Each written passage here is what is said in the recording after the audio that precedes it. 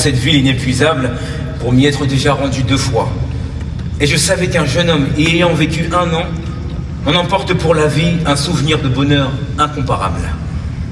Nulle part on ne sentait, par tous ses sens éveillés, une identité aussi forte entre sa jeunesse et l'atmosphère que dans cette ville, qui se donne à tous et dont aucun ne peut faire complètement le tour. Je sais bien qu'il n'est plus ce Paris heureux de ma jeunesse, ce Paris qui vous communiquait l'allant dont il était rempli. Peut-être qu'il ne retrouvera plus jamais cette merveilleuse liberté depuis qu'une poigne de fer, la plus tyrannique qui soit sur la terre, lui a imprimé sa marque brûlante. À l'heure où je commençais à écrire ces lignes, les armées allemandes, justement, les tanks allemands avançaient comme un rouleau compresseur, comme une masse grise de termites pour détruire jusqu'à la racine cet organisme harmonieux avec ses couleurs divines, sa bienheureuse gaieté, son lustre et sa fleur que jamais on ne flétrira. Or maintenant, c'est chose faite. Le drapeau à croix gammée flotte sur la tour Eiffel. Les troupes d'assaut noir paradent insolemment sur les Champs-Élysées de Napoléon. Et de loin, je sens les cœurs se serrer dans les maisons. Les regards humiliés de ces Parisiens autrefois si bienveillants, à présent que les bottes des conquérants martèlent le sol de leurs bistrots et cafés familiers. Aucun malheur personnel ne m'a jamais autant touché, bouleversé, désespéré que l'humiliation de cette ville bénie entre toutes pour faire le bonheur de quiconque s'en approchait. Sera-t-elle un jour en état de donner à de nouvelles générations ce qu'elle a donné à la nôtre? La meilleure leçon de sagesse, l'exemple le plus admirable par sa façon d'être, à la fois libre et créatrice, ouverte à chacun, tout en s'enrichissant de cette belle prodigalité.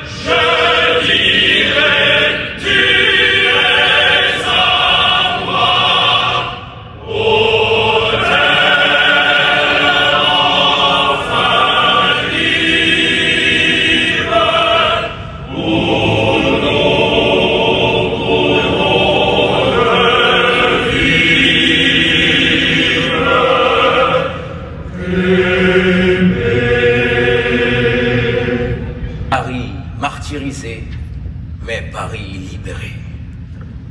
Au matin du 26, la population apprend par la presse et la radio que De Gaulle prévoit dans l'après-midi un défilé sur les Champs-Élysées. De tout Paris et de sa banlieue, la foule afflue vers la Grande Avenue. Sous un soleil de plomb, le général rend hommage aux soldats inconnus sous l'Arc de Triomphe, salue la 2e DB de Leclerc, puis entame sa descente des champs, suivi d'un cortège hétéroclite au milieu du peuple euphorique. Claude Madembassi, pupille de la nation, à la fois enfant d'Afrique et de la République, Engagé au sein des FFL à 19 ans pendant la campagne de Tunisie et entré dans Paris la veille, sur son char, le Pantagruel se souvient.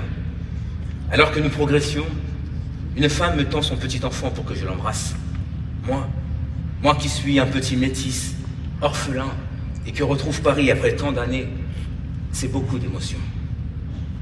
Arrivé à la Concorde, De Gaulle monte dans une voiture, suit la rue de Rivoli, fait un bref arrêt à l'hôtel de ville, puis file vers Notre-Dame. Les chars de Leclerc sont postés tout au long du parcours. Sur le parvis de la cathédrale, des tirs isolés éclatent, et même une fusillade.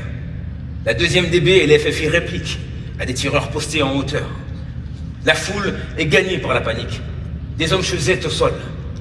De Gaulle, lui, reste imperturbable. Le Magnificat commence à résonner sous les voûtes. Le 26 au soir, l'aviation ennemie, toujours implantée à l'aérodrome du Bourget, à 10 km au nord de la capitale, se rappelle au bon souvenir des Parisiens. Vers minuit, 150 avions bombardent la ville. De nombreux arrondissements et communes de banlieue sont touchés. On compte près de 200 morts et 400 immeubles détruits. Malgré les scènes de liesse de la journée, l'occupant n'est pas tout à fait chassé.